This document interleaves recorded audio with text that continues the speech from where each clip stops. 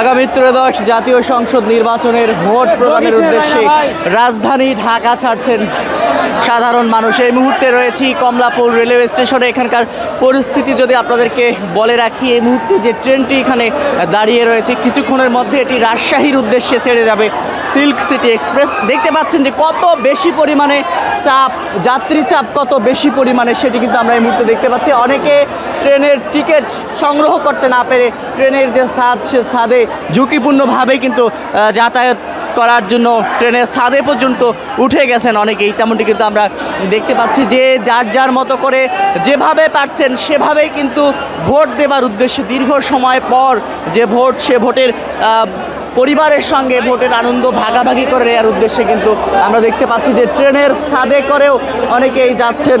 তেমনটি কিন্তু আমরা দেখতে পাচ্ছি এই মুহূর্তে কমলাপুর রেলওয়ে স্টেশনের চিত্র আপনাদেরকে দেখাচ্ছিলাম। দেখতেই পাচ্ছেন যে রাজশাহীর উদ্দেশ্যে সিল্ক সিটি এক্সপ্রেস এটি কিন্তু কিছুক্ষণের মধ্যে রাজশাহীর উদ্দেশ্যে ছেড়ে যাবে এবং ট্রেনের ছাদে করে ঝুঁকিপূর্ণভাবেই কিন্তু যাবার জন্য সাধারণ মানুষ ভোট দেওয়ার জন্য কিন্তু এখান থেকে কমলাপুর থেকে ট্রেনের ছাদে উঠছেন।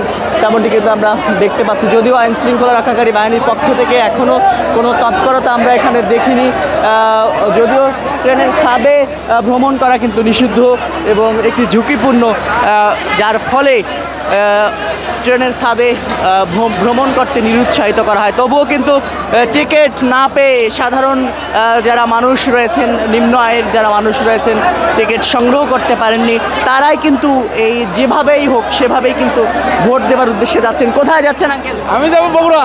বগুড়া? জি। যাইতে পারবেন? যাই কি করে? ওই ছাদে উঠবেন নাকি? হ্যাঁ, সাথে ছাদে তো ঝুঁকিপূর্ণ। তাছাড়া বুদ্ধি নাই তো। বাসে কি অবস্থা? বাসে খুব জাম, যাওয়া যায় না, রাস্তায় খুব জাম।